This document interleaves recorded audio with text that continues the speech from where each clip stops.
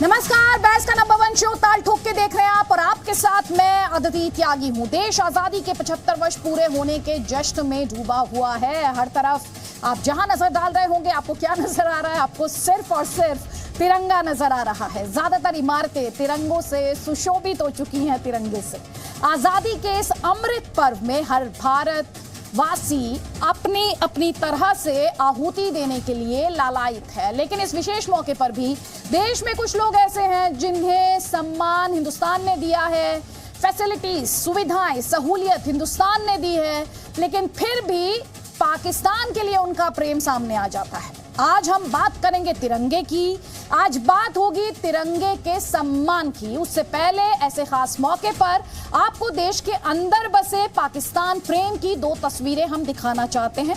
पहली तस्वीर आपको बता दें, सहारनपुर की तस्वीर है। वो तस्वीर जहां तिरंगा यात्रा के दौरान कुछ स्कूली बच्चों ने, सोचिए जरा, कुछ स्कूली बच्चों ने पाकिस्तान जिंदाबाद के नारे लगाए। वहीं दूसरी तस्वीर कुशीनगर की है, जहां घर वालों ने ही अपने बच्चों को पाकिस्तान का झंडा सिलकर दे दिया और छत पर लगवा दिया। सोचिए, जिस समय हर तरफ तिरंगा लहरा रहा है, हवा में भारत माता की गूंज है, हिंदुस्तान जिंदाबाद के नारे लग रहे हैं, उनके बीच कुछ लोग ऐसे जिन्हें हिंदुस्तान का ये तिरंगा रास नहीं आ रहा। इस तरह से उन्होंने पाकिस्तान प्रेम का इजहार किया है कि कई गंभीर सवाल खड़े हो रहे हैं। बीमारी का इलाज क्या है, इस पर हम बात करेंगे। लेकिन खबर सिर्फ इतनी नहीं। आजादी के 75 वर्ष पूरे होने से ठीक एक दिन पहले बीजेपी ने एक बार फिर से बंटवारे को लेकर सवाल उठाए।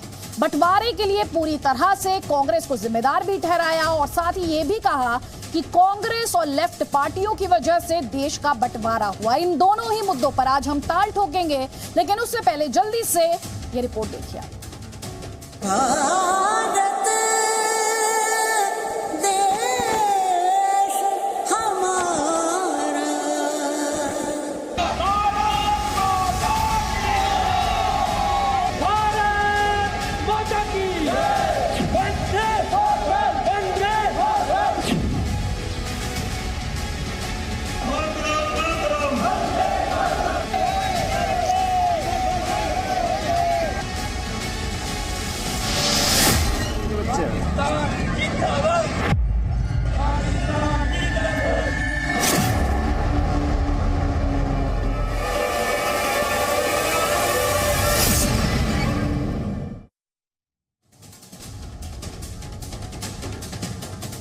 तो हर घर तिरंगा अभियान चलाया जा रहा है। पाकिस्तान का प्रेम भी कुछ लोगों का जाग रहा है, और देश में ऐसी जहनियत और जो मानसिकता रखते हैं उन्हें लेकर कई अहम सवाल हैं। ये लोग कौन हैं, ये ऐसा क्यों करते हैं? वहीं दूसरी तरफ आजादी के अमृत महोत्सव के बीच बीजेपी बंटवारे पर सवाल खड़े कर रही है। क्या ये सही वक्त है बंटवारे पर सवाल उठाने का? आखिर अतीत में रहकर भविष्य को कैसे संवारा जा सकता है? सवाल ये भी है। हमारे साथ कई खास मेहमान हैं, लेकिन सवाल आज उन लोगों से है जिनके हाथों में तिरंगा होना चाहिए। और ये पाकिस्तान प्रेम दिखाने वाले लोग कौन हैं, कहां हैं, और ऐसा क्यों करते हैं, इनकी मंशा क्या है, उस पर हम बात करेंगे। कई खास मेहमान हमारे साथ हैं। बीजेपी का पक्ष रखने के लिए जफर इस्लाम हमारे साथ हैं। समाजवादी पार्टी का पक्ष रखने के लिए हमारे साथ घनश्याम तिवारी हैं। हमारे साथ इस वक्त आपको स्क्रीन पर दिखाई दे रहे हैं मुफ्ती वजाहत कासमी, पॉलिटिकल एनालिस्ट हैं, और इंकलाब फारूकी हमारे साथ हैं, पीडीपी के नेता हैं। लेकिन सबसे पहले तो वो तस्वीरें जो जम्मू कश्मीर से आई, और ये तस्वीरें फारूक इंकलाबी आपने देखी होंगी पूरे तरीके से। क्या अनंतनाग, क्या अवंतीपुरा, क्या त्राल और क्या शोपियान, श्रीनगर की तो मैं बात ही नहीं कर रही हूं। ये तस्वीरें क्या कह रही हैं? देखिए, इन तस्वीरों पर ऐतराज किसको है? किसी को भी इन तस्वीरों पर ऐतराज नहीं है। ये तस्वीरें, मैंने आपको पहले डिबेट में भी कहा था कि इससे भी अच्छी तस्वीरें जम्मू कश्मीर में, पूरे हिंदुस्तान में पहले भी आती रही हैं। तिरंगा लोगों ने पहले भी इसी तरीके के साथ शान और शौकत के साथ उठाया है, और आज भी उठा रहे हैं। फर्क इसमें इतना है कि उस वक्त जिस तरीके के साथ मीडिया को बताना चाहिए था उस तरीके से नहीं बताया, और आज बता रहे हैं। आप पूछ रहे हैं किसे दिक्कत है? आपकी तो मुखिया है, बिल्कुल आपकी तो किसी मैडम को भी बोलती ऐतराज आई हैं, नहीं। वो तो कहती हैं कि तिरंगे के साथ मेरा झंडा होना चाहिए। आप पूछ रहे हैं किसे दिक्कत है? इन्हें तो जहां तक दिक्कत नहीं है देखिए, सर। जहां तक सवाल है जम्मू कश्मीर का, जो झंडा जो 5 अगस्त 2019 को जम्मू कश्मीर की आवाम से छीना गया, यहाँ सर का आप स्पेशल बार बार, स्टेटस छीना आप हर गया, बार यहाँ कुल मिलाकर का, जो एब्रोगेशन ऑफ 370 है, जो बात 370 कहना हटाया गया उस चाहता पर हूं। चले जाते हैं सर। जब हमारा मैं जब आपसे हमारा ये कह झंडा रही हूँ, ये था, तस्वीरें किन की हैं? ये तस्वीरें किन की देखिए, हैं? आप ये बताइए ना मुझे। इन तस्वीरों के साथ किसी को ऐतराज भी तो नहीं है। जम्मू कश्मीर से कौन है जो ऐतराज कर रहा है कि तिरंगा जो है किसी के घर में नहीं होना चाहिए, किसी के हाथ में नहीं होना चाहिए? कोई ऐतराज भाई ये नहीं तस्वीरें करता तो उन्हें जवाब है हम ना भी जो नहीं कहते हैं करते हैं। हमारा झंडा नहीं देंगे, हमारा झंडा नहीं देंगे, नहीं, तो कैसे तिरंगा थामेंगे? हमारे झंडे से तो हमारा करार जो होता है तिरंगे का। ये तस्वीरें जम्मू उन्हें जवाब है।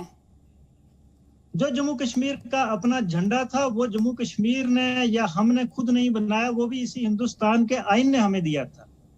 इसी हिंदुस्तान के आईन के तहत हमारा जो झंडा था, वो इसी हिंदुस्तान के आईन के तहत था, जो 5 अगस्त 2019 को गैर आईनी तरीके के साथ, जिसके लिए जम्मू कश्मीर के अवाम जो है वो सुप्रीम कोर्ट में अपने हक के लिए लड़ाई लड़ भी रही है। सर मैं आपसे बात कर रही हूँ, मैं आपसे बात कर रही हूँ 14 अगस्त 2022 की। आप मुझसे बात कर रहे हैं 5 अगस्त 2019 की। 14 अगस्त 2022 की तस्वीरें क्या कह रही हैं? चाहे वो श्रीनगर हो, चाहे वो त्राल हो, चाहे वो शोपियान हो, क्या कह रही हैं तस्वीरें? आपकी लड़ाई और जनता की लड़ाई क्या मैच करती है? कश्मीरी आवाम की लड़ाई आपका जो पॉलिटिकल नैरेटिव है उसे मैच नहीं करता है। ये उन लोगों को जवाब है जो ये कहते थे, आप बार बार 370 पर जा रहे हैं ना सर, ये उन लोगों को जवाब है जो बार बार ये कहकर धमकाते थे कि तिरंगा उठाने वाला नहीं होगा कोई, 370 हटा दिया तो। ये तिरंगा उठाने वाले कौन है? और भी तस्वीरें लेकर आइए प्लीज स्क्रीन पर।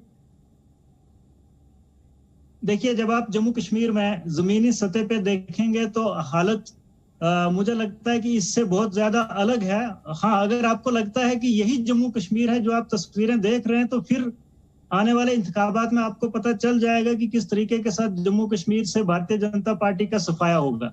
नहीं, ये लड़ाई सुनिए एक सेकेंड, तिरंगा भारतीय जनता पार्टी नहीं है। आई एम सॉरी, एक सेकेंड, आपको शायद कंफ्यूजन हो गई है। तिरंगा भारत और भारतीयों का है। जिस तरीके के साथ नहीं, आपको क्लैरिटी नहीं है क्या? किया जा रहा है भारतीय जनता पार्टी की तरफ से, उससे ऐसा ही लगता है कि भारतीय जनता पार्टी के लोग ये समझते हैं कि तिरंगा जो है वो सिर्फ उन्हीं का है। नहीं, भारतीय जनता पार्टी क्या समझती है और आप क्या समझते हैं वो मैटर नहीं करता सर। आपका सबका पॉलिटिकल नैरेटिव है, तिरंगा भारत और भारतीयों का है सर।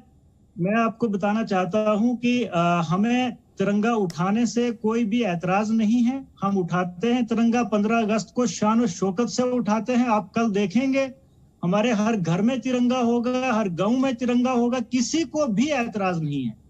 जम्मू कश्मीर के अवाम को अगर ऐतराज है तो वो ये है कि जो हमारा स्पेशल स्टेटस हमसे छीना गया, स्टेटहुड का दर्जा छीना गया, हमारा जो झंडा है वो ठीक है। वापस उसी डिबेट पर, आप वापस उसी पॉइंट पर लौट रहे हैं। जफर इस्लाम ये कह रहे हैं तिरंगा आप ऐसे दिखाते हैं जैसे कि बीजेपी का उस पर कोई कॉपीराइट हो। तिरंगा तो भारत और भारतीयों का है। देखिए, मैं इनसे सिर्फ इतना ही कहूंगा कि अगर आपको वाकई तिरंगे से प्यार है, आप भी चाहते हैं उतना ही जितना भारतीय जनता पार्टी का हर व्यक्ति, हर कार्यकर्ता, हर पदाधिकारी चाहता है कि तिरंगे में तिरंगा का बान शान जो है सम्मान होता रहे, तो आप भी कीजिए। लेकिन आपको तो मजबूरन करना पड़ता है। ऐसा लग रहा है आप मजबूरी में कर रहे हैं, आप पर जोर जबरदस्ती से कराया जा रहा है, आप खुद खुशी से नहीं कर रहे, वरना आपका जवाब दूसरा होता। आप तो खुल के कहते भाई मैं तो तिरंगा मैं भी फहरा रहा हूं, मेरे घर में भी जाके देख लो। और आप उन लोगों के बारे में क्रिटिसाइज जरूर करते हैं जिनके घर के ऊपर पाकिस्तान का झंडा लगा हुआ है, या जिनको कहीं ना कहीं हिचकिचाहट है, या उनको कहीं ना कहीं नर्वसनेस है हिंदुस्तान के झंडा उठाने में।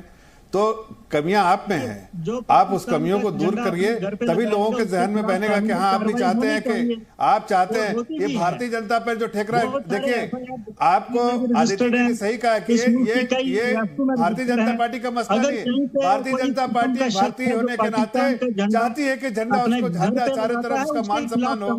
आप भी देखिए, बीच में मत बोलिए, मैं आपको सुन रहा था, सुन लीजिए, फिर आप बोलिएगा तो समझ में भी आएगा। मैं तो सिर्फ आपसे इतना कह रहा हूं कि जिस तरह से आप भारतीय जनता पार्टी पे ठेकरा फोड़ रहे हैं, उसी तरह से मैं कह रहा हूं कि भारतीय जनता पार्टी जिस तरह से चाहती है कि सम्मान हो झंडे का, जिस तरह से चाहती है कि पूरे देश में उसका सम्मान हो, उस पर आप हाथ बैठाइए तो समझ में आए, उस पर शाना बशाना चलिए तो समझ में आए, लेकिन आपको उसमें भी क्रिटिसाइज करना है। झंडे की बात हो तो भारतीय जनता पार्टी हर में हो गया 370। अरे भाई 370 अब पुरानी बात हो गई, खत्म हो गया वो जो टेम्पोररी चीज था, अब परमानेंट हो गया। टेम्पोररी तो टेम्पोररी रहता है ना, परमानेंट सोल्यूशन मिल गया आपको।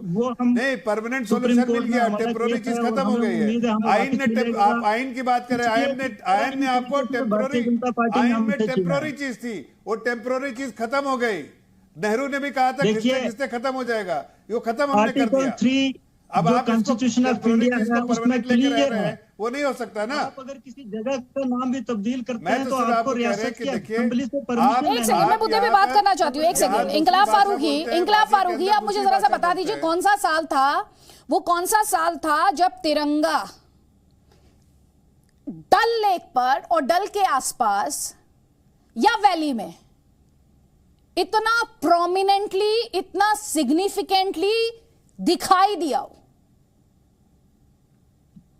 आप मुझे वो साल बता दीजिए।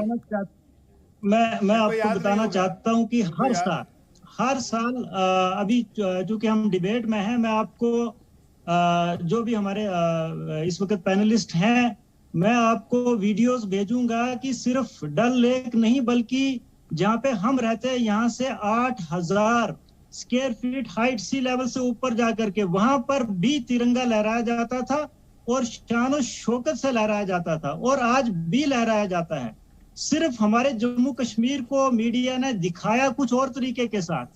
मैं वही इस वक्त भी कहना चाहता हूँ कि कुछ लोग अगर आपने आज भी इतने अहम चर्चा में आपने 370 को लाया, आज भी आपने क्या किया? झंडे की बात हो रही है, बान शान की बात हो रही है, जो लोग उसका अपमान कर रहे हैं उसकी बात हो रही है, जो लोग अपमान कर रहे हैं उसका कम से कम क्रिटिसाइज तो कीजिए, उसके बारे में कुछ आप कहते नहीं है। जो लोग मान सम्मान नहीं करते उसके बारे में आदित्य जी बार बार आपसे पूछ रही हैं, आप कुछ नहीं बोल रहे हैं। मैं तो सिर्फ आपसे इतना ही अर्ज कर रहा हूं कि अगर आपको वाकई इतना सम्मान है अपने झंडा का, आपको भी उतना सम्मान है और आप भी कहीं ना कहीं गर्वान्वित महसूस कर नहीं कहते हैं, नहीं करते हैं, उनको तो क्रिटिसाइज कीजिए। आज भी आप 370 करने के चलिए ठीक है, एक सेकंड मैं के कमेंट और भी गेस्ट का लेती हूँ। एक सेकंड घनश्याम तिवारी, एक तरफ तिरंगा, एक सेकंड सर प्लीज, एक सेकंड घनश्याम तिवारी, हम दिखा रहे हैं कि कैसे तिरंगा हर तरफ दिखाई दे रहा है, लेकिन उन लोगों का इलाज क्या है जो पाकिस्तान का झंडा दिखाए या पाकिस्तान के जो स्लोगन्स हैं उन्हें आज उस तरह के नारे लगे, उन पर आप क्या कहेंगे? उन लोगों का इलाज क्या है? नमस्कार दीदी जी, आपको, दर्शकों को और मेरे को पैनलिस्ट को और आपके तमाम दर्शकों को, आप सभी को स्वतंत्रता दिवस की पूर्व संध्या पर शुभकामनाएं। हम सबके अथक प्रयासों से देश आगे बढ़े, देश का हर बच्चा एक खुशहाल देश का सपना साकार कर सके, उसमें हम जुटे रहें। जहां तक जो आपका सवाल है और जो अभी चर्चा चल रही थी, मैं देख रहा था कि दिसंबर 28 को 2014 में जब जम्मू कश्मीर में गवर्नर रूल लगा था, मार्च 1 को 2015 में बीजेपी और पीडीपी की ज्वाइंट सरकार थी, और यहाँ पर जफर इस्लाम पूछ रहे हैं कि, या आप जानना चाह रही हैं कि कब वहां पर तिरंगा लहराया गया। ये जितने साल भारतीय जनता पार्टी जम्मू और कश्मीर में पीडीपी के साथ सरकार चला रही थी, कौन सा झंडा लगे? मोदी जी का चेहरे का झंडा तो लेके नहीं लहरा रहे होंगे, तिरंगा ही लहरा रहे होंगे। तो ये सब बेमानी बातें हैं। जहां तक पाकिस्तान के झंडे और पाकिस्तान के नारे की बात है, मैं इतना जानता हूं कि पिछले 20 साल में भारतीय जनता पार्टी के 2 प्रधानमंत्री हुए हैं, दोनों प्रधानमंत्री पाकिस्तान गए हैं। पिछले 30 साल में जितने देश के प्रधानमंत्री हुए हैं, आप गिनती कर लीजिए उसमें से कितने प्रधानमंत्री पाकिस्तान गए हैं। तो अगर किसी का अथक पाकिस्तान प्रेम रहा है, जो बुलाए या बिन बुलाए पाकिस्तान चला जाता है, तो भारतीय जनता पार्टी के प्रधानमंत्री रहे हैं। तो ये किसके ऊपर उंगली उठाएंगे? और कहां पर तिरंगा कब लहराया गया? जहां मैं समझता हूं 2002 में पहली बार आरएसएस के हेडक्वार्टर में लहराया गया। इस बात की मैं सराहना करता हूं भारतीय जनता पार्टी की, एक बड़ा अथक परिश्रम चल रहा है भारतीय जनता पार्टी में, अनेक सांस्कृतिक और एकेडमिक इंस्टीट्यूशंस के साथ, ये जानने के लिए कि भारत की आजादी की लड़ाई में क्या एक भी ऐसा व्यक्ति था जिसने, जो आरएसएस का था, जिसने भारत की आजादी की लड़ाई में योगदान दिया हो और अंग्रेजों का सरपरस्त ना हो। मुझे नहीं पता कि उस रिसर्च का क्या आउटकम निकला है, क्योंकि जो तस्वीरें भारतीय जनता पार्टी की सरकारों से प्रकाशित होती हैं, ठीक है उसमें जवाहरलाल नेहरू जी की तस्वीर नहीं होती है, लेकिन उसमें भारतीय जनता पार्टी के नेताओं की तस्वीर तो होती नहीं है, आरएसएस की तस्वीर के नेताओं की तस्वीर तो होती नहीं है। तो मुझे लगता है कि जो आज भारतीय जनता पार्टी को राष्ट्रभक्ति का एहसास हुआ है, आप जिस स्कूल में जाती होंगी अदिति जी, उस स्कूल में कक्षा 1 से कक्षा 12 तक जब आपने पढ़ाई की होगी, हर साल 15 अगस्त को तिरंगा लहराया जाता होगा, 26 जनवरी को तिरंगा लहराया जाता होगा, हर साल वो मिठाई वो लड्डू आपके घर भी आता होगा, मेरे केंद्रीय विद्यालय में लहराया जाता था। तो अगर भारतीय जनता पार्टी को आज तिरंगे की ताकत महसूस हुई है, लेकिन हम आप तो बचपन से उस ताकत का अनुभव कर रहे हैं, उस उत्साह का अनुभव कर रहे हैं, तो भारतीय जनता पार्टी के लिए ये देर आए दुरुस्त आए, देश जिस ताकत का अनुभव कर रहा था कि तिरंगा हमारी आन बान शान है, हमारी एकजुटता की पहचान है, हमारी खुशहाली की पहचान है, आज भारतीय जनता पार्टी उसका अनुभव कर रही है। ठीक है, नहीं मैं एक करेक्शन आपको करना चाह रही थी, कक्षा 1 से नहीं, मैं नर्सरी से जिस स्कूल में पढ़ती थी वहां पर आजादी का जश्न जोर शोर से मनाया जाता था सर। और मुझे दूसरी बात, मेरा सवाल आपसे था घनश्याम तिवारी जी, मैंने आपको अनइंटरप्टेड रन दिया सर, मैंने आपको बोलने दिया, अब बोलने का हक तो सर सबको है, एज अ मॉडरेटर कुछ सवाल तो मैं भी पूछूंगी सर। जी बोलिए।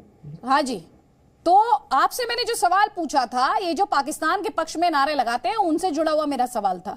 आपने बीजेपी को याद दिलाया कि इनके प्रधानमंत्री गए थे, लेकिन आपने उस सोच पर कोई प्रहार नहीं किया। आपने तिरंगा के प्रति प्रेम तो की बात तो की सर, लेकिन ये जो सोच है, जिस सोच पर प्रहार की मैं बात कर रही थी, उस सोच के जवाब में आपने 2 लाइनें नहीं बोली सर।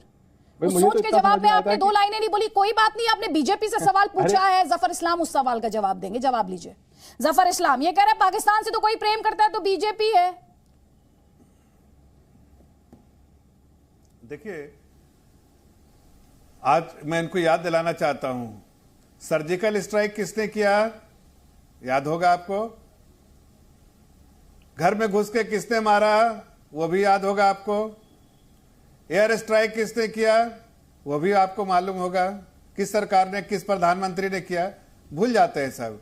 पाकिस्तान को उसके जो औकात में लाके रखने का काम किसने किया, इसी प्रधानमंत्री ने किया। तो जिसके बारे में आप शिकायत कर रहे हैं, जिसको क्रिटिसाइज करने की कोशिश कर रहे हैं, लेकिन ये बात बताना चाहता हूं, हम किसी के साथ रिश्ता जो है खराब करके नहीं रखना चाहते हैं। हम सब अपने पड़ोसियों के साथ, हमारी कोशिश थी, आदरणीय प्रधानमंत्री जी की कोशिश थी कि रिश्ता सबके साथ अच्छा होना चाहिए, पड़ोसियों के साथ। हम पड़ोसी नहीं चुनते, पड़ोसी है हमारा तो उसके साथ रिश्ता। लेकिन अगर रिश्ता ना निभाने की आपकी जिद हो तो उसको सलाम और उसके लिए अंजाम जो है वो किसने दिखाया, हमारे प्रधानमंत्री जी ने दिखाया। याद आया आपको कुछ, क्या और कुछ बताऊं? और भी बहुत सारी चीजें बताने के लिए। आज पाकिस्तान में भी दिखाया जा रहा है, पाकिस्तान के पूर्व प्रधानमंत्री हिंदुस्तान के इस पैनल में बहुत सारे गेस्ट हैं, बहुत सारे गेस्ट हैं। मैं अपनी डिबेट में किसी को सर्टिफिकेट देने का काम नहीं करती। हुआ है, ठीक है सर, जवाब ले लीजिए घनश्याम तिवारी। और सर आपसे भी मेरा एक सवाल होगा, जब इनका जवाब पूरा हो जाए। घनश्याम तिवारी, मैंने जिस सोच पर सवाल पूछा था, मैं उस सोच पर आपसे जवाब चाह रही हूँ। देखिए, मैं प्रधानमंत्री जी की सराहना करता, जो उनकी 5 महत्वपूर्ण बातें थी। जहां तक जो पाकिस्तान पर सर्जिकल स्ट्राइक हुई, वो सेना की उपलब्धि थी। ठीक है, भारतीय जनता पार्टी उसे प्रधानमंत्री की उपलब्धि मानती है, सेना की उपलब्धि नहीं मानती, उनका नजरिया है। लेकिन जो प्रधानमंत्री जी ने कहा है कि 2022 तक हर किसी को घर होगा, काला धन आएगा और ईमानदारी से टैक्स देने वाले लोगों को 10% दिया जाएगा, वो तो कभी हुआ नहीं।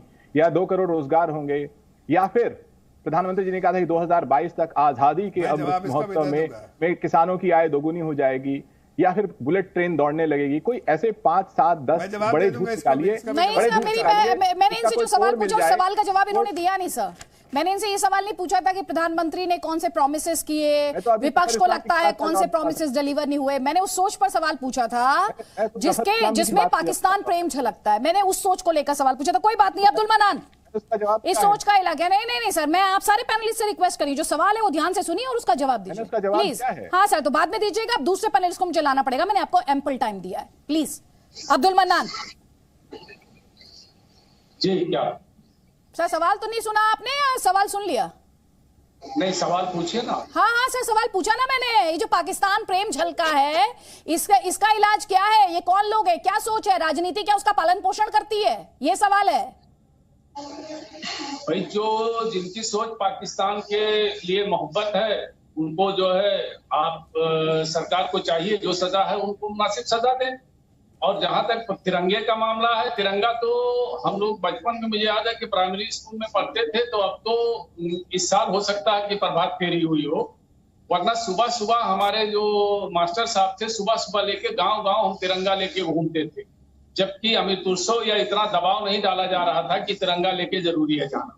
तो मुझे नहीं मालूम है कि जब से मैंने होश संभाला तब से तिरंगा हमने नहीं फहराया हो, और जितने भी लोग हैं वो तिरंगा फहरा रहे हैं और 15 अगस्त को जोशो खरोश से मना रहे हैं और अपने देश के लिए प्यार टपका रहे हैं। सिर्फ यति नरसिम्हा राव सरस्वती के अलावा, जिसने कहा कि मैं अपने यहाँ हिंदू भाइयों को चाहिए कि वो भगवा झंडा लहराए, और मैंने तो नहीं देखा कि कोई तिरंगे का अपमान कर रहा है या तिरंगे के। अच्छा, तो तस्वीर देख लीजिए, अभी स्क्रीन पर देख लीजिए, स्क्रीन देख लीजिए। तो कश्मीर वाले भी कह रहे थे, पीडीपी वाले भी कह रहे थे कि भाई हम तिरंगे से नहीं, पीडीपी के स्पोक्स पर्सन तो आप है नहीं, एआईएम के स्पोक्स पर्सन है, उस पर आप अपनी पार्टी को रिप्रेजेंट कीजिए, पीडीपी को रिप्रेजेंट करेंगे। वो आप पूछ रहे थे ना, तस्वीर चल रही है कुशीनगर की तस्वीर देख लीजिए और जवाब दे दीजिए। आपने नहीं देखा, आप देख लिया ना सर, आप देखा आपने, आप भी नहीं देखा? नहीं तो फुल स्क्रीन ले आइए तस्वीर, फुल स्क्रीन ले आइए तस्वीर जरा।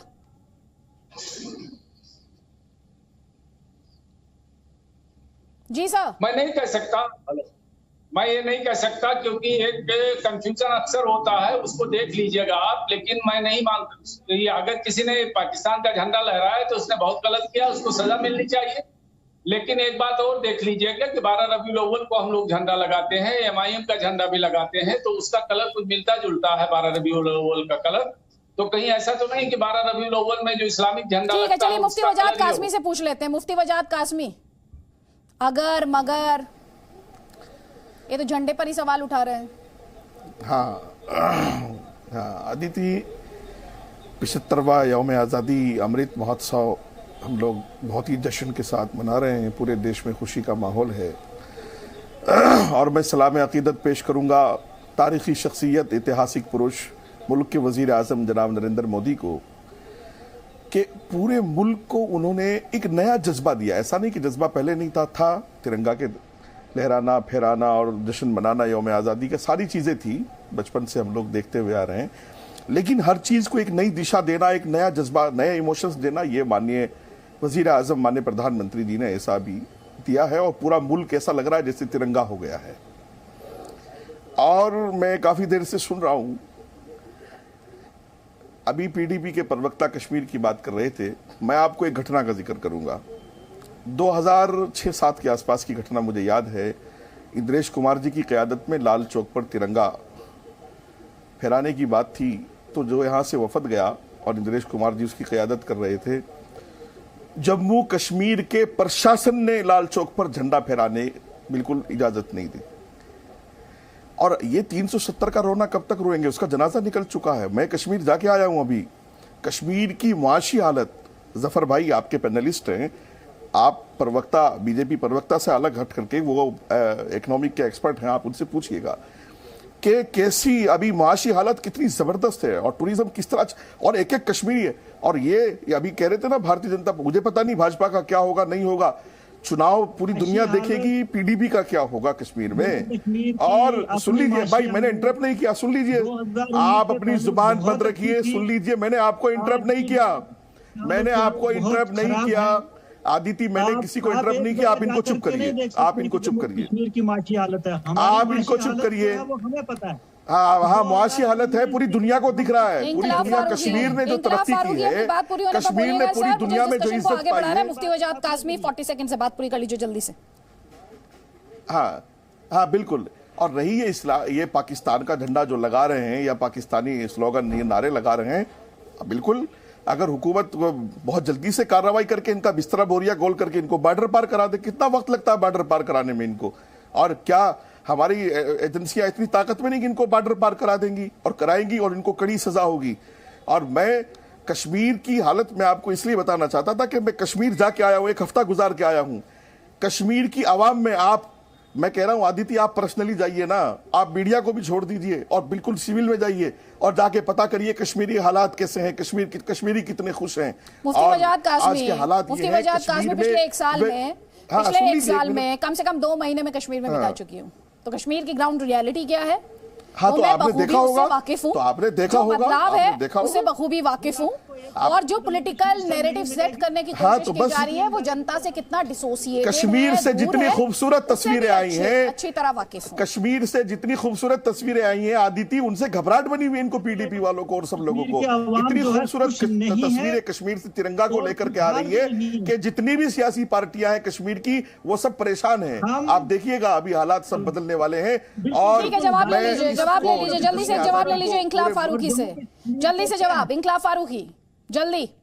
मैं ये बताना चाहता हूं कि जम्मू कश्मीर के जो इस वक्त हालात हैं, जम्मू कश्मीर की जो अवाम जिन परेशानियों से दो चार है, मैं भारतीय जनता पार्टी के स्पोक्स पर्सन भी हैं और मुझे लगता है कि मौलाना साहब भी इनडायरेक्ट भारतीय जनता पार्टी के ही स्पोक्स पर्सन हैं।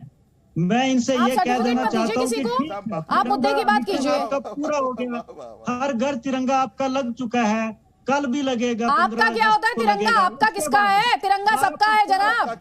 इंकलाब फारूकी सुन लीजिए मेरी बात ध्यान से। इंकलाब फारूकी, तिरंगा किसी पार्टी का नहीं है सर। नहीं, तिरंगा किसी पार्टी का नहीं है। मैंने पहले भी आपको कहा था, मैं फिर से कह रही हूँ, तिरंगा पर किसी का कॉपीराइट नहीं है। तिरंगा पर भारतीयों का कॉपीराइट है, तिरंगा पर इंडियन स्टेट का कॉपीराइट है। तिरंगा पूरे भारत का है, भारत की शान है तिरंगा। किसानों की कर्जा माफी का ऐलान करेंगे क्या? अब झंडे का मामला खत्म हो गया ना। अरे इनकलाबी साहब तिरंगे की बहस है, किसानों के कर्जे की बहस नहीं है। किसानों के कर्जे की बहस बाद में कर लेना।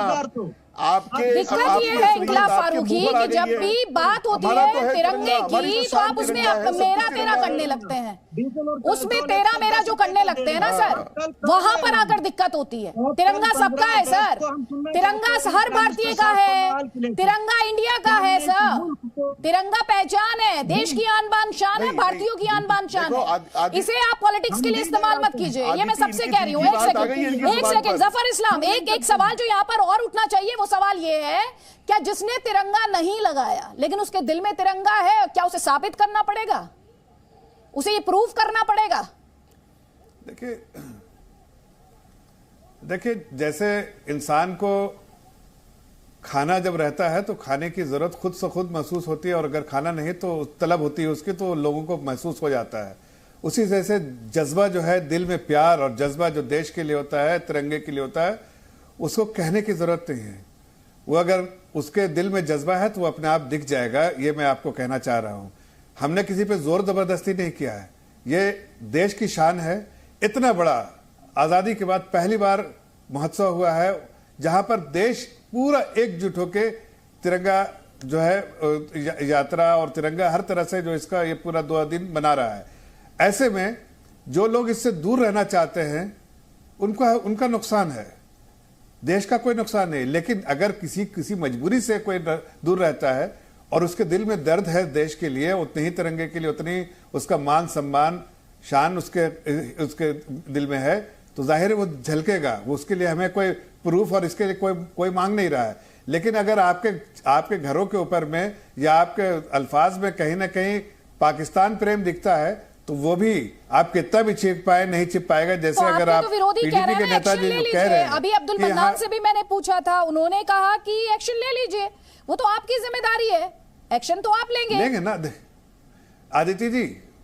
आदित्य जी मैं आपको बड़े साफ लफ्जों में कह रहे हैं, कोई यहां पर हमारी सरकार विंडिक्टिव सरकार नहीं, किसी को परेशान करने के लिए सरकार नहीं, लेकिन देश के खिलाफ किसी की नजर रहेगी तो ऐसे लोगों को चिन्हित करके उनको सख्ती से निपटा जाएगा, यह भी मैं आपको बता रहा हूं। लेकिन एक आम नागरिक देश के लिए झंडा उठाता है या किसी वजह से नहीं उठा पाता है, लेकिन देश में उसके लिए उतना ही देश के लिए दर्द है, जज्बा है, उतना ही मान सम्मान है तिरंगा के लिए, उसको कोई चिंता करने की जरूरत नहीं है। ठीक है ओमवीर यादव जी, तिरंगा सबका है तो उस पर तेरा मेरा क्यों? हर कोई तिरंगे की आन बान शान में अपने अपने जो जज्बात है उन्हें बयां कर रहा है, अपनी अपनी फीलिंग्स जो हैं उन्हें सबके साथ साझा कर रहा है, लेकिन राजनीति ने इस पर इतना तेरा मेरा क्यों कर दिया? आपने खुद को म्यूट किया हुआ है, प्लीज अनम्यूट कर लें। त्याग, शांति, खुशहाली का प्रतीक है, अनेकता में एकता का संदेश देता है हमारा तिरंगा, और ये तिरंगा हमारे दिलों में है। इस तिरंगा पर तो बहस होनी ही नहीं चाहिए। तिरंगा, ये बात आपकी बहुत अच्छी लगी मुझको कि ये कोई पार्टी विशेष का तिरंगा नहीं है, ये पूरे हिंदुस्तान का, हिंदुस्तानियों का तिरंगा है। और हिंदुस्तान में इस तिरंगे का सम्मान, मान और इसकी जो ऊंचाई है वो बहुत ऊंची है और वो दिलों पे राज करता है। और अगर कुशीनगर के अंदर किसी छत पर पाकिस्तान का, एक सेकेंड ओमवीर, कुशीनगर के ना सिर्फ हिंदुस्तान में नहीं, दुनिया में जब जाता है ना भारतीय, जैसे ही यहां से निकलता है बाहर तो उसकी सिर्फ एक ही पहचान रह जाती है, सिर्फ एक पहचान। वो तो दिल में रहता है ना भारतीय, दिल में उसकी पहचान रह जाती है ये ट्राई कलर, ये तिरंगा, वो दिल में जिसने जो कि पॉलिटिकल नैरेटिव का हिस्सा बन गया। जब बाहर जाता है ना तो पहली पहचान भारतीय होती है, फिर नाम आता है। पहली पहचान भारतीय, राजनीति को नहीं समझ आता ये, लेकिन जो दर्शक इस समय देश के बाहर मुझे देख और सुन रहे होंगे वो इस बात को महसूस कर रहे होंगे कि राजनीति किस स्तर पर जाती है, कि तिरंगा पर भी तेरा मेरा करती है, कहती है कि असल मुद्दों से ध्यान भटकाना चाहती है सरकार। ये तिरंगा हमारा है और विश्व में इसका सम्मान सभी लोग करते हैं। और दूसरी बात यह है कि अगर कुशीनगर में किसी छत पे पाकिस्तान का तिरंगा लहरा रहा है तो वो सरकार की नाकामी है, वो प्रशासन की नाकामी है कि सरकार उस पर एक्शन नहीं ले पा रही। ऐसे लोगों के खिलाफ सख्त से सख्त कार्रवाई की जानी चाहिए और उनको जेल में भेजा जाना चाहिए। हिंदू सरकार की नाकामी है ये जी। और आप मोदी जी की, अगर आप मोदी जी की, अगर आप सुनिए मेरी बात, सर सुन लीजिए, अब जरा आपकी बात सुन लीजिए। कांग्रेस पार्टी के प्रवक्ता जिनके आप जरा देखिए, कांग्रेस पार्टी के प्रवक्ता जिनको अपने डीपी में देश का तिरंगा लगाने में तकलीफ है, वो दूसरे को नसीहत दे रहे हैं। हमारी सरकार के बारे में मालूम, हमारे सरकार की नीतियों के बारे में देश की जनता को मालूम है। हम देश के लिए मर मिटने वाले लोग हैं, देश हित में हम कुछ भी कर सकते हैं और देश के खिलाफ के लिए हम कुछ भी नहीं सहेंगे, ये भी आपको पता है। ये कांग्रेस पार्टी की सरकार नहीं है जहां आपको तो तिरंगा लगाने में तकलीफ है, आपको नेहरू लगाना है, तिरंगा नहीं लगाना है। आप जरा देखिए जाके अपने कांग्रेस पार्टी के लोगों के हैंडल, अरे सीनियर लीडर्स के लोग के हैंडल देखिए, उनको नेहरू लगा देना है, देश का तिरंगा नहीं लगाना। आदरणीय प्रधानमंत्री जी ने क्या सिर्फ भारतीय जनता पार्टी के कार्यकर्ताओं को बोला, उन्होंने पूरे देशवासियों को बोला, पूरे देशवासियों के लिए ये उत्साह, ये महोत्सव, ये पूरे देशवासियों के लिए। लेकिन आप नहीं, आपको उसको पॉलिटिसाइज करना है। ये आम नागरिक के लिए, आम जनता के लिए, देश के नागरिकों के लिए है। लेकिन इसमें भी आपने कहीं ना कहीं राजनीति ढूंढने का काम किया। इसलिए आपने देश का तिरंगा लगाने के लिए बजाय नेहरू को तिरंगा लेते हुए, हाथ उठाते हुए दिखा रहे हैं। क्या ये सही है? क्या आप नहीं लगा सकते देश का तिरंगा बिना नेहरू के? जिससे समझ में आता है आपकी मानसिकता क्या है। उनसे तो निपट लेंगे, पहले आपसे कैसे निपटे? आपसे जनता निपट रही है, आपसे तो जनता, उनसे तो हम निपट लेंगे। दर्शक ज्यादा समझ पाएंगे, झंडे को अपने एक दूसरे के ऊपर चिल्लाने की जरूरत नहीं है, वाद विवाद हो सकता है। सुनिए, इस देश की खूबसूरती है, ध्यान से सुनिए, ध्यान से सुनिए, प्लीज ध्यान से सुनिए, ध्यान से सुनिए। इस देश की खूबसूरती ये है, यहां इतनी डाइवर्सिटी है ना कि दुनिया का कोई दूसरा देश उस डाइवर्सिटी को क्लेम ही नहीं कर सकता। और ये देश उसके बावजूद एक साथ रहता है, असहमति के बावजूद एक साथ रहता है। तो प्लीज इस डिबेट में भी इस प्रिंसिपल को आप फॉलो कीजिए। आप एक दूसरे से डिसएग्री कर सकते हैं, भाई आपका लोकतांत्रिक अधिकार है, देश का कॉन्स्टिट्यूशन देता है, लेकिन इसके लिए एक दूसरे को, इसके लिए आप आराम से बात कीजिए, तार्किक तौर पर बात कीजिए, कोई दिक्कत नहीं है, कोई दिक्कत नहीं। तिरंगे का विरोध किया तो किसने किया?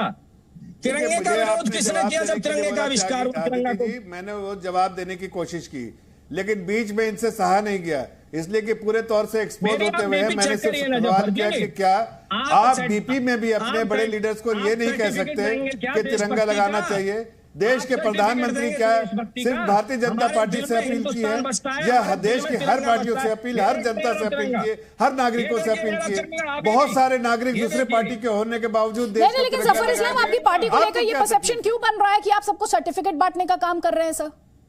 वही यही सवाल मैंने थोड़ी देर पहले आपसे पूछा था कि आपको लेकर ये परसेप्शन क्यों बन रहा है कि आप सबको सर्टिफिकेट देने की कोशिश कर रहे हैं? अरे जफर इस्लाम जी, आप तो अरे ओमवीर यादव जी से सुन लीजिए प्लीज, सुन लीजिए ना सर, आराम से डिबेट कर लीजिए, कोई बात नहीं, सुनिए तो सही। नहीं, मैं ऑडियो डाउन करा दूंगी सर, मजबूर मत कीजिएगा, मजबूर मत कीजिएगा। मैं बहुत देर से दर्शकों का वक्त जाया होते हुए देख रही हूँ। टू द पॉइंट डिबेट कीजिए इस प्रोग्राम में प्लीज, टू द पॉइंट। ये बहस का नंबर 1 शो है, लोग वक्त निकाल कर। आपने जो सवाल किया है उसका आपने जो सवाल किया आदित्य जी, उसका बिल्कुल जिम्मेदारी के साथ और संजीदगी से जवाब देंगे। संजीदा सवाल है।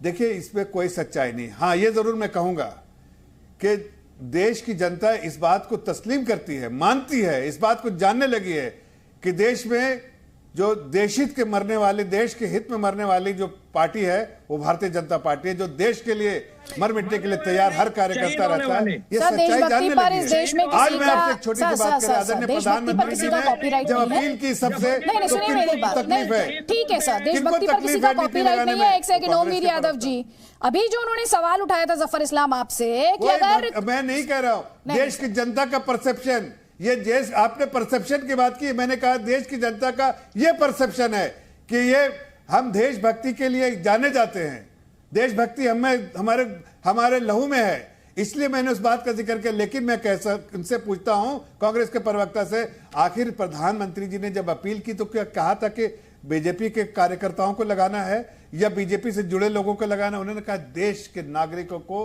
अच्छा होगा कि डीपी चेंज कर। आपने नेहरू जी की फोटो लगाई ये लेते हुए, क्या आपको ये तस्लीम नहीं हुआ कि सीधा सिंपल नेहरू जी की फोटो तिरंगा दिखे, चारों तरफ तिरंगा दिखे? नेहरू जी की क्या जरूरत थी? मैं ये बता दीजिए बस। नेहरू जी के हाथ में तिरंगा, अरे आप तो क्या मोदी जी ने अपना फोटो लगाया था? आपको तो जलन ही नेहरू जी से है। हमें कोई जलन नहीं, इसका जवाब तो दे दिए। देश की जनता चाहती है कि जब तिरंगा लगाने की बात आई तो नेहरू जी तिरंगा हाथ में ले रहे, ऐसा क्या बात है भाई? ये क्यों लगाना है? सिर्फ तिरंगा में रहने में आपको क्या तकलीफ थी? इसका जवाब दे दीजिए ना आप मुझे। मैं ये कह रहा हूं, आपको क्या मुझे परेशानी नहीं, देश की जनता ये सवाल कर रही है आपसे, मुझे कोई मुझे ये परेशानी है कि तिरंगे की जगह पर नेहरू जी क्यों? तिरंगे की जगह पे नेहरू, आखिर आपकी परेशानी तिरंगे से क्या है? आपको तिरंगे से क्या परेशानी है? ये देश की जनता जानना चाहती है। कह रहा हूं, तिरंगा है ना हाथ में, तिरंगा है ना नेहरू जी के हाथ में। आपको तो नेहरू जी से एलर्जी है। क्या तिरंगे देश? ठीक है, चलिए आप ये जो एक दूसरे को पर अपनी बात थोपने की कोशिश है, उसके लिए मैं डिबेट नहीं कर रही हूँ, उसके लिए मैं डिबेट नहीं कर रही हूँ, मुफ्ती वजाहत कासमी। लेकिन मैं वापस उस सवाल पर लौट रही हूँ। लेकिन मैं वापस प्लीज, हर जगह तो नेहरू गांधी परिवार को लगा देते, कम से कम तिरंगे के साथ तो। एक सेकंड, घनश्याम तिवारी, उसके बाद मुफ्ती वजाहत कासमी, प्लीज जल्दी जल्दी प्लीज। ठीक है, एक सेकंड, घनश्याम तिवारी, पहले घनश्याम तिवारी, उसके बाद मुफ्ती वजाहत कासमी, और कोई भी गेस्ट दूसरे गेस्ट को इंटरप्ट करे, ऑडियो डाउन फॉरन। घनश्याम तिवारी। देखिए आदित्य जी, अगर अब जफर इस्लाम इस बहस के बाद आरएसएस के पहले 5 संघ संचालकों में से किसी की भी तिरंगे के साथ तस्वीर भेज दें तो मैं उसको ट्विटर पे शेयर करने के लिए तैयार हूं। भेज के दिखाएं, या आरएसएस के हेडक्वार्टर में पहले 50 साल में तिरंगा लहराया हो, तस्वीर भेज दें। जहां तक आपने कहा कि भारतीय जनता पार्टी सर्टिफिकेट क्यों बांट रही है, भारतीय जनता पार्टी के महेंद्र भट्ट हैं उत्तराखंड के चीफ, कहते हैं जिसके घर में तिरंगा नहीं लगेगा हम उसे उस पर विश्वास की नजर से नहीं देख पाएंगे, मुझे उस घर की फोटो चाहिए। जो पार्टी राष्ट्रभक्ति को धमकी देने का जरिया बना ले, वो पार्टी भले ही बहस में अच्छी अच्छी बातें कह सकती है, जफर इस्लाम बहुत पढ़े लिखे हैं, अच्छे से बात रखते हैं अपनी, लेकिन जो इनके अंदर जो हिंसक प्रवृत्ति है वो इनके उन नेताओं में झलकता है जो ये तय करके चलते हैं। चाहे वो श्रीकांत त्यागी है, श्रीकांत त्यागी ने भी इतने साल लगाया ही होगा जब इन्होंने उसको सुरक्षा दी, उसको इतनी सारी सुविधाएं दी, उसको अपने बड़े बड़े नेताओं के साथ फोटो खिंचाया। तो इनकी जुबान पे कुछ होता है, दिल में कुछ होता है, और हर नागरिक को ये लोग हमेशा शक की नजर से देखते हैं। आप टैक्स भरे ना भरे, आपको शक की नजर से देखेंगे। आपके घर पे तिरंगा है तो कितना बड़ा तिरंगा लगा हुआ है, शक की नजर से देखेंगे। आपके जेब में मोदी जी की फोटो है कि नहीं है, शक की नजर से देखेंगे। अगर आप अपने बच्चों को ठीक से पढ़ाई करा पा रहे हैं, वो स्कूल जा रहे हैं, तो शक की नजर से देखेंगे।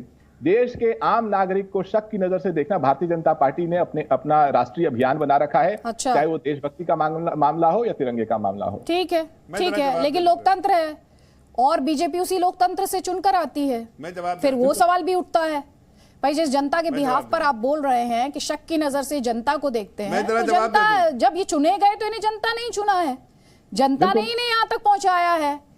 जो इनके मौजूदा पॉलिटिकल नंबर्स हैं वो तो जनता ने ही दिए हैं ना घनश्याम तिवारी जी।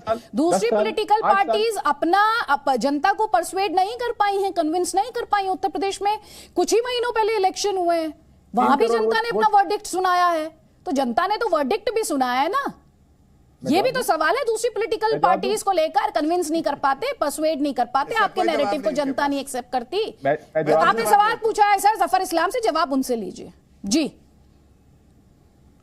देखिए मैं घनश्याम तिवारी जी को इतना ही कहना चाहता हूं कि भारतीय जनता पार्टी देश के हर नागरिक का दामन थाम के चलती है, चाहे वो गरीब हो, अमीर हो, और खास के वैसा जो कहीं ना कहीं पंक्ति में सबसे लास्ट में खड़ा उसका दामन थाम के चलते हैं। इसलिए लोगों का प्यार, स्नेह और आशीर्वाद जीतने में हम कामयाब हुए हैं, इसलिए हमें वोट मिलता है।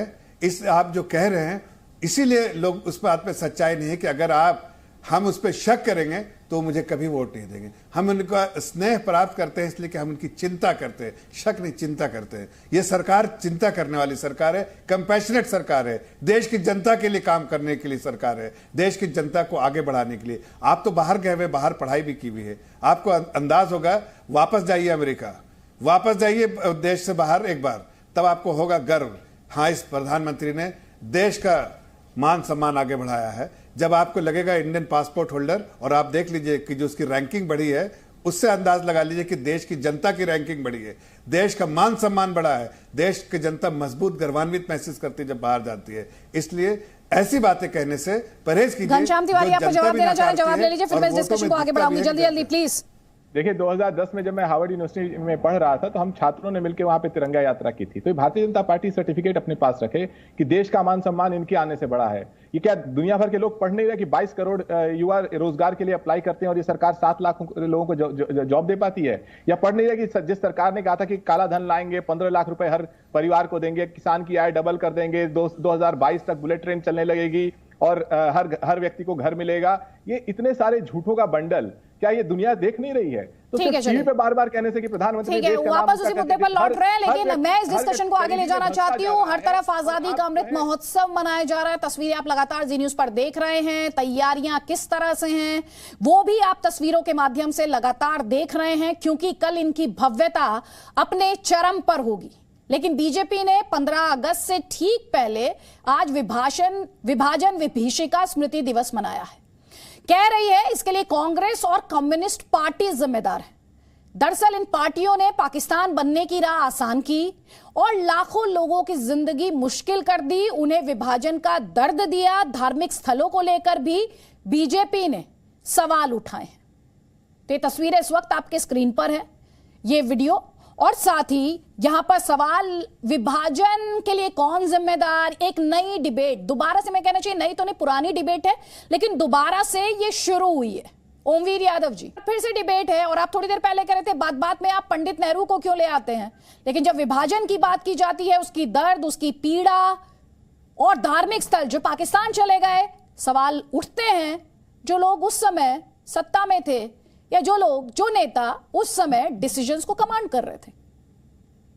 जी देखिए, मैं कह सकता हूं कि उस समय हालात किस तरह के रहे होंगे, और जो हमारे स्वतंत्रता सेनानी हैं उनके लिए इस तरह की बातें करना उनका अपमान करना है। एक नेहरू जी की ही बात नहीं है, चाहे महात्मा गांधी हों, चाहे सरदार वल्लभ भाई पटेल हों, सरदार भगत सिंह, सुभाष चंद्र बोस और तमाम ऐसे जो हमारे स्वतंत्रता सेनानी थे जिन्होंने अपने जीवन के महत्वपूर्ण क्षण उस लड़ाई को दिए। बहुत सारे हमारे स्वतंत्रता सेनानियों ने फांसी के फंदों पर झूलना स्वीकार किया इस देश की आजादी के लिए।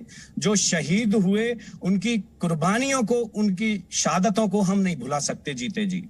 और दूसरी बात यह है कि जो विभाजन की बात आई, विभाजन के क्या हालात रहे, किस तरह की वहां पर क्या मतलब किस तरह से उस समय डिसीजन लिए गए, कुछ लोग हटी हुए, कुछ लोगों ने अलग घर बनाने की मुहिम चलाई, वो उस समय के हालात थे। लेकिन आज जो हालात हैं, आज के हालात बद से बदतर देश के करे हैं बीजेपी सरकार ने। ठीक है, आज ये लोग तिरंगे की बात कर रहे हैं, तिरंगे पर बहस हो रही है। ठीक है, विभाजन को लेकर जो कटघरे में खड़ा कर रही है बीजेपी, कांग्रेस पार्टी और लेफ्ट पार्टियों को, पहले ये वीडियो देखिए आप। तो जो बात 1905 के बंगाल को 1947 के भारत से अलग बनाती है, वो है कांग्रेस पार्टी, मुस्लिम लीग और भारतीय कम्युनिस्ट। 1905 में बंगाल विभाजन के विरोध के बीच 1906 में मुस्लिम लीग का जन्म संयुक्त बंगाल के ढाका में हुआ। बंग भंग आंदोलन के बाद जन्मी मुस्लिम लीग ने 1909 में मार्ले मिंटो सुधार के नाम पर पृथक निर्वाचन प्रणाली मांग से शुरू करके अगले 30 साल में अलग इस्लामिक राष्ट्र पाकिस्तान के नाम पर भारत को मजहब के नाम पर बांट कर रख दिया। 1920 के तुर्की के खलीफा के समर्थन में चलाए गए कांग्रेस के खिलाफत आंदोलन ने मुस्लिम कट्टरपंथियों को यकीन दिला दिया कि वे अपनी गैर जरूरी मांग पर भी कांग्रेस के नेतृत्व को मना सकते हैं। इसके बाद 1930 में अल्लामा इकबाल ने पहली बार मुस्लिम लीग के अधिवेशन में अलग इस्लामिक राष्ट्र की रूपरेखा रखी। इकबाल की कल्पना के इस अलग इस्लामिक देश के लिए पाकिस्तान नाम सबसे पहले चौधरी रहमत अली ने प्रयोग किया। जब 1933 के तीसरे गोलमेज सम्मेलन में चौधरी रहमत अली ने पाकिस्तान अभी नहीं तो कभी नहीं नाम के पर्चे बांटे और करीब 7 साल बाद 1940 में लाहौर अधिवेशन में मुस्लिम लीग ने पहली बार पाकिस्तान नाम के अलग इस्लामिक देश का प्रस्ताव पास किया और 1947 में 10 लाख लोगों की लाश पर चढ़कर एक अलग इस्लामिक देश बना लिया।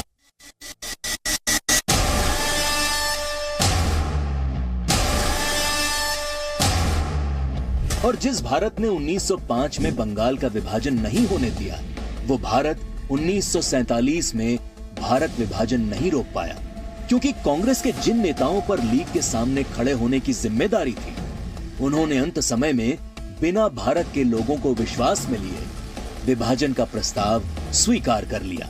देश तोड़ने के इस खेल में एक हिस्सा भारत के कम्युनिस्टों ने भी निभाया, जब कम्युनिस्ट नेताओं ने भारत को 14 राष्ट्रों का समूह बताते हुए भारत विभाजन को मुस्लिम राष्ट्र के आत्मनिर्णय का अधिकार बता दिया।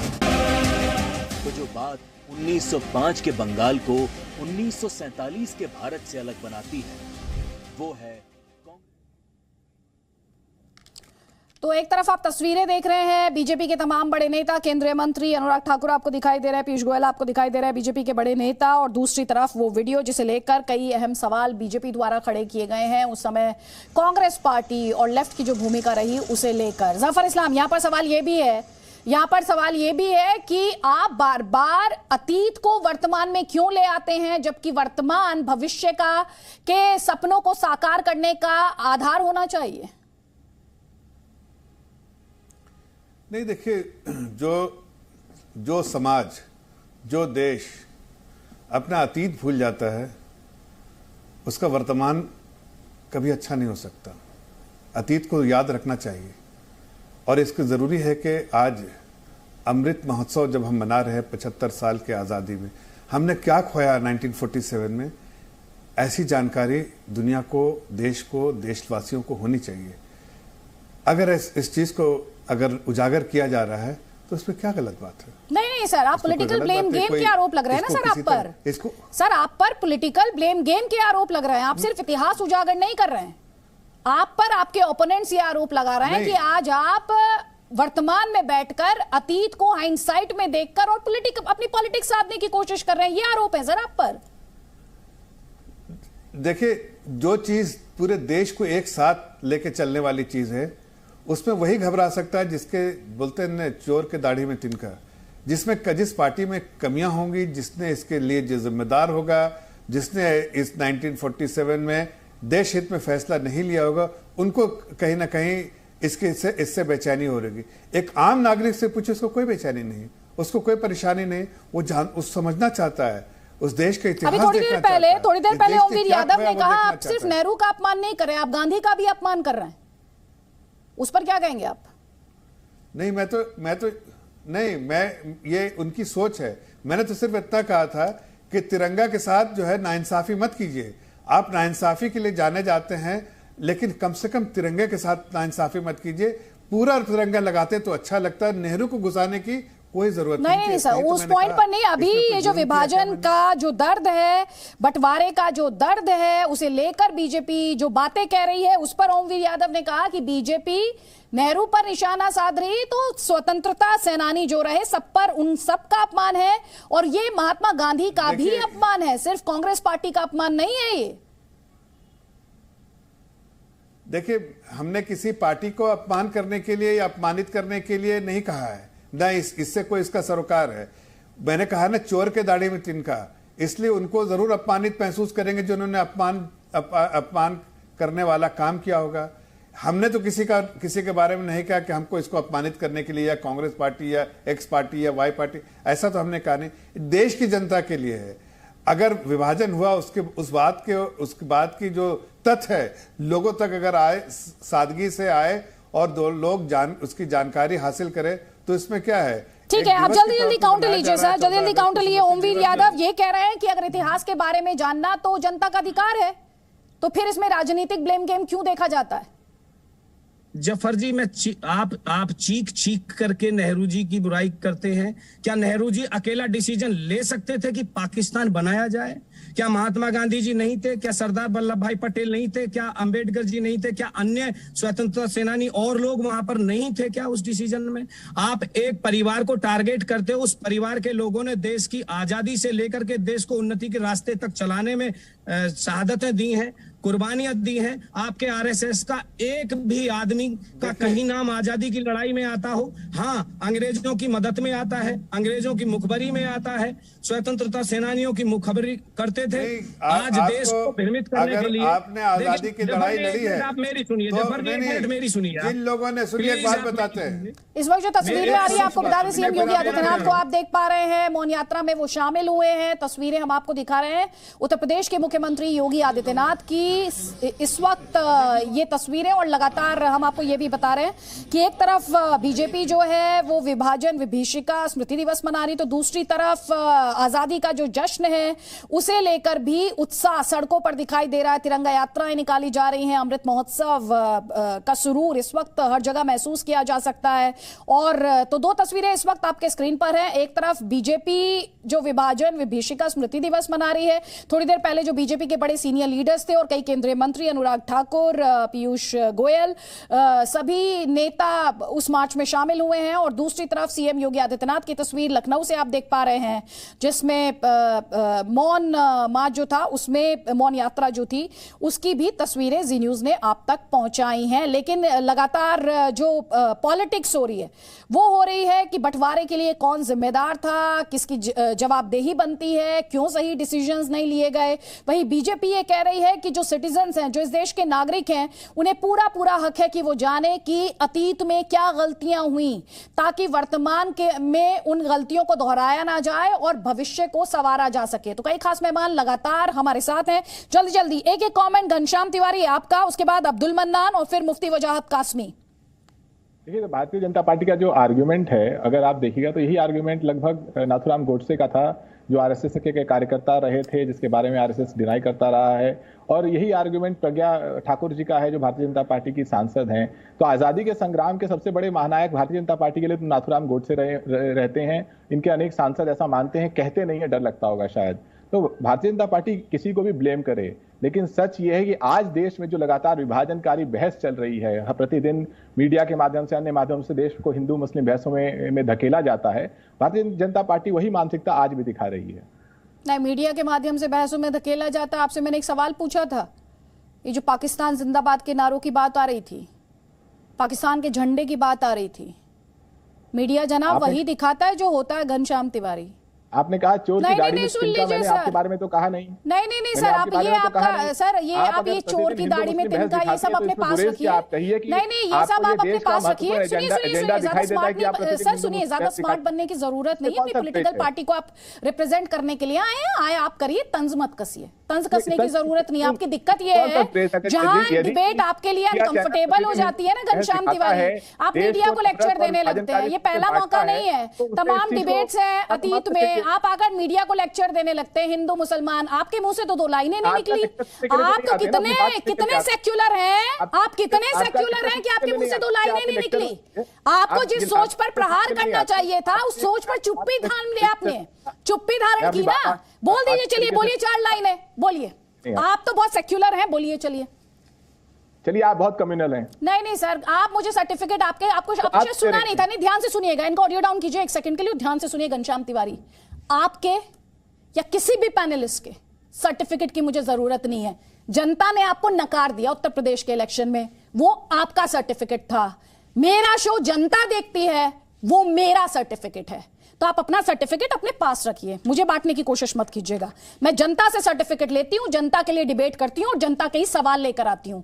आप भी अगर जनता के सवाल उठाते तो शायद उत्तर प्रदेश में जो आपका हश्र हुआ वो ना होता। अब भाग गए, अब क्या करेंगे? जवाब देते बन पड़ा नहीं। पता था कि जिस सेक्युलर सोच के हिमायती बन रहे हैं उसे ही तो लेकर सवाल पूछ रही हूं, उसी सवाल से डरकर घनश्याम तिवारी भाग गए हैं। कोई बात नहीं। अब्दुल मन्नान जी, मैं ये कह रहा हूं अदिति जी कि आज से 75 साल से देश आजाद हुआ है। यहाँ जो भी सिंबल है, जैसे तिरंगा है हमारा, वो सबको पसंद था, आर्मी हमारी सबको पसंद है, देश की आजादी सबको पसंद है। लेकिन भाजपा जब से सरकार में आई है तब से इसने तिरंगे को भी कंट्रोवर्शियल बनाने की कोशिश की, देश को बांटने की भी कोशिश कर रही है और देश के पुराने बंटवारे पे भी डिस्कस करने की बात कर रही है। टू नेशन थ्योरी के अगर मानने वाले थे तो मोहम्मद अली जिन्ना थे और सावरकर थे, और जिन्होंने देश का बंटवारा किया एक महात्मा गांधी ऐसे थे जो चाहते थे देश न बटे। बाकी तो सब कुर्सी के लिए लड़ना चाह रहे थे और सबको कुर्सी से प्यार था, कोई देश से किसी को प्यार नहीं था। ना वो सावरकर को प्यार था, ना तो कांग्रेस को प्यार था, ना नेहरू को प्यार था और ना जिन्ना को प्यार था। अगर प्यार था तो महात्मा गांधी को प्यार था तो हमें प्यार था कि हमें अपना देश छोड़ना न पड़ जाए, हमारा खेत खलिहान हवा फिजा दरिया पहाड़ न बट जाए। तो हम तो इस देश की जो जनता है, आम जनता है, वो चाहती थी देश एक रहे। लेकिन जिनको कुर्सी प्यारी थी और जिनको खुराफात प्यारा था उन्होंने देश का बंटवारा किया। जफर इस्लाम देखिए, हकीकत जो है बहुत सारी चीजें जो है देश की जनता के सामने नहीं आ पाई है। जाहिर है उस वक्त हालात, मीडिया भी इतना सक्रिय नहीं था कि वो घर घर तक लोगों तक पहुंच जाए। आज जब हालात ऐसे हैं कि लोगों तक वो जानकारी पहुंचनी चाहिए, इतनी जानें गई, इतना जान माल का नुकसान हुआ, देश टूट गया, देश टूटने की में के समय क्या क्या जो लोगों को झेलना पड़ा, वो सारी चीजें अगर देश के सामने आती है तो सिर्फ उन लोगों को तकलीफ हो सकती है जो देश तोड़ना चाहते थे, जो देश नहीं तोड़ना चाहते थे, उनको दुख है इस बात का, उन्हें कोई तकलीफ नहीं। वो चाहती है कि जनता इस बात को देखे, इस बात को जाने कि और अतीत जो है जानने में कोई हर्ज नहीं है, इसलिए कि वर्तमान उसी का अच्छा होता है जो अपने अतीत के बारे में जानकारी रखता हो। लेकिन आप पर विभाजनकारी सोच को प्रमोट करने के आरोप लग रहे हैं जफर इस्लाम। आपके जो पॉलिटिकल ओपोनेंट्स हैं वो यही कह रहे हैं कि आप विभाजनकारी सोच को आगे बढ़ाते हैं, आप डिवाइड क्रिएट करते हैं। बिल्कुल नहीं, हमें कौन सा डिवाइड करना भाई, डिवाइड तो हिंदुस्तान हो चुका है। हम तो उसकी याद के बारे में बात कर रहे हैं, उन परिस्थितियों के बारे में बात कर रहे हैं। आप तो उन लोगों के बारे में बात करें जिन लोगों ने इंकलाब फारूकी आपको जवाब देना चाह रहे हैं, उनका जवाब ले लीजिए। इंकलाब फारूकी के साथ एकजुट होकर मैं जफर साहब से एक सवाल पूछना चाहता हूं कि आज एक बंटवारा पहले हुआ और एक बंटवारा आज भारतीय जनता पार्टी हिंदुस्तान का करना चाहती है और उसका जीता जागता सबूत है। मैं जफर साहब से सवाल पूछना चाहता हूं कि 13 अगस्त 2022, यही 13 अगस्त की times of India, Hindustan times में एक न्यूज हमने पढ़ी जिसमें लिखा था कि धर्म सांसद ने एक बाकायदा तौर पे मीटिंग की। उस मीटिंग में ये कॉन्स्टिट्यूशन ड्राफ्ट किया गया, उसकी एक कमेटी बनाई गई जिसमें यह बताया गया कि हिंदुस्तान में क्रिश्चियंस और मुस्लिम्स जो हैं उनको राइट टू वोट जो है वो छीना जाएगा और जो हिंदुस्तान को जो है हिंदू राष्ट्र बनाया जाएगा और हिंदुस्तान की जो राजधानी होगी वो दिल्ली के बजाय वाराणसी होगी। तो क्या ये दूसरा बंटवारे की तरफ इशारा नहीं है? उससे पहले के समय जवाब ले लीजिए सर। अब आपने सवाल पूछा, जवाब लीजिए जफर इस्लाम। देखिए, कुछ सच्चाई जो है ना वो देश में कभी बदल नहीं सकती है। हर नागरिक को एक बराबर का दर्जा है, ये सच्चाई है, यही हकीकत है, यही हकीकत रहेगा। ये सारी बातें जो आप मनगढ़ंत बातें कह रहे हैं उसमें कोई सच्चाई नहीं। टेम्पोररी चीज जो रहती है वो खत्म हो जाएगी। जैसे आर्टिकल 372 जो एब्रोगेशन ऑफ आर्टिकल 372 किया गया इसलिए कि टेम्पोररी चीज थी, बाकी सब कुछ जो आपने कहा उसमें कोई सच्चाई नहीं है। ये टाइम्स ऑफ इंडिया की न्यूज है। सर मैं दूसरे प्लेटफॉर्म्स के लिए अकाउंटेबल नहीं हूं, मैं दूसरे प्लेटफॉर्म्स के लिए अकाउंटेबल नहीं हूं। लेकिन जो आरोप ओमवीर यादव बीजेपी लगा रही है कि जो रिलीजियस प्लेसेस थे, जिसका जिक्र मैंने पहले भी किया, जो धार्मिक स्थल थे वो पाकिस्तान चले गए बड़ी संख्या में और उसके लिए मौजूदा उस वक्त की तत्कालीन जो पार्टियां थी, जो लीडरशिप थी, वो जिम्मेदार है? देखिए, मैं ये पूछना चाह रहा हूं फारूक जी से कि आप लोग देश को कब तक गुमराह करोगे? सच्चाई ये है कि आप लोग देश को कब तक गुमराह करोगे? आप किन मुद्दों को लेकर आ रहे हो और आज देश को किन मुद्दों की जरूरत है, आपको मालूम है? आज देश के हालात क्या हैं? आज देश में बेरोजगारी कहाँ है? आज देश में महंगाई कहाँ है? आज देश में अर्थव्यवस्था कहाँ चली गई देश की? आज देश की संस्थाओं को आप बेचने जा रहे हो और आप किन मुद्दों को ला करके देश की जनता को मुफ्ती वजाहत काज़मी, यहाँ पर हर कोई एक दूसरे पर आरोप लगा रहा है। ये कहते हुए सर सुन लीजिए, मुझे दूसरे गेस्ट को भी मौका देना है। एक ही बात को बार बार रिपीट करने में वक्त जाया होता है दर्शकों का। मैं सवाल पूछ लेती हूँ, आपने उन पर विभाजनकारी सोच का आरोप लगाया, वो आपको पार्टी को कटघरे में खड़ा कर रहे हैं। सर रुक जाइए, मुफ्ती वजाहत काज़मी, यह हर कोई एक दूसरे पर आरोप प्रत्यारोप लगा रहा है और कई पॉलिटिकल पार्टीज, अभी आपने सुना, उन्होंने कहा देश का एक विभाजन 47 में हुआ और एक और विभाजन बीजेपी अब करना चाहती है। उस पर आप क्या कहेंगे? फिर आप उनसे भी क्या कहेंगे, उन्हें भी क्या कहेंगे जो मुसलमानों को नेता चुनने की बात करते हैं, जो मुसलमानों से कहते हैं कि सभी धर्मों ने नेता चुने हैं, सभी कई जातियों ने अपने नेता चुने हैं, मुसलमानों अपना नेता चुन लो, उन्हें क्या कहेंगे? फिर वो विभाजनकारी नहीं है? देखिए, मैंने अभी जो आपके यहाँ सुना है सारी पार्टी के पैनलिस्ट हैं तकरीबन आपके यहाँ। माजी जो है, अपना गुजरा हुआ ज़माना जो है, नई नस्लों को पता होना चाहिए कि पूरी दुनिया में, पूरी रोए ज़मीन पर अगर मज़हब के नाम पर कहीं तकसीम हुई है, विभाजन हुआ है, तो वो हमारे मुल्क में हुआ है, जो कि पाकिस्तान बना है। ये हमारी बदकिस्मती कहिए या जो भी कुछ कहिए। अभी जब बहस शुरू हुई, एक पार्टी के प्रवक्ता कह रहे थे कि हमारे प्रधानमंत्री प्रेम करते हैं, पाकिस्तान जाते हैं। उनको याद होना चाहिए विकास पुरुष अटल बिहारी वाजपेयी ने कहा था कि सब कुछ बदला जा सकता है, पड़ोसी को नहीं बदला जा सकता। धर्म के नाम पर विभाजन हुआ और उस वक्त जो ये भी बड़ी बात थी मुफ्ती वजाहत काज़मी, क्योंकि आपने वो उस पैनलिस्ट का जिक्र किया, उन पैनलिस्ट का, वो पैनलिस्ट खुद जो पाकिस्तान प्रेम दिखा, जिसे लेकर सवाल था, उस पर 2 लाइनें नहीं बोल पाए। उस पर वो 2 लाइनें नहीं बोल पाए। उनका जो सेक्युलरिज्म था वो वहां पर आकर रुक गया या थम गया या एक्सपोज हो गया। जी। अच्छा, तो मुस्लिम लीग बंटवारे में शामिल थी, आदि थी, तो मुस्लिम लीग का इस मुल्क के 20 करोड़ मुसलमानों ने, या उस वक्त जो कम थे, उन्होंने जो हशर किया वो दुनिया ने देखा। कांग्रेस की सारी बातें, और कांग्रेस अपना दामन बचा कैसे सकती है? आप 75 साल, हम 75वां यौम आज़ादी मना रहे हैं, आप देखिए, लिस्ट उठा के देख लीजिएगा किसकी सरकारें रही हैं, कौन ताकत में रहा है, किसने क्या किया है। अपने आप को बचाया नहीं जा सकता। मजहब के नाम पर बंटवारा हुआ और पूरी टीम में मैं सरदार, चूंकि मैं इतिहास जानता हूं, तारीख का तालिब इल्म हूं, सरदार वल्लभ भाई पटेल जो कर सकते थे, जितना कर सकते थे, वो सब किया। और आज बीजेपी की विभाजन की बात ये करते थे, अभी एक प्रवक्ता पैनलिस्ट कर रहे थे। मुझे आज अफसोस हुआ आपके यहाँ डिबेट में आकर के कि जिस प्रधानमंत्री ने एक नए जज्बे के साथ तिरंगा के सम्मान को, तिरंगा के जश्न को मनाने का संदेश और पैगाम दिया हो, आज ये उसको भी मुझे ऐसा लगा था आज कि सारे प्रवक्ता जितने भी आएंगे या पैनलिस्ट सब एक साथ जश्न मनाएंगे, सब एक दूसरे को मुबारकबाद देंगे। मुझे नहीं लगता था कि आज जो है पाकिस्तान के झंडे पर भी राजनीति हो जाएगी और हमारे तिरंगे पर भी राजनीति हो जाएगी और उस पर भी ये 2 हरफ कोई कह नहीं पाएगा कि जो कुशीनगर में हुआ है, या जो पाकिस्तान के नारे, उस पर भी 2 हरफ कोई नहीं कह पाएगा और हमें बहकाया नहीं जा सकता।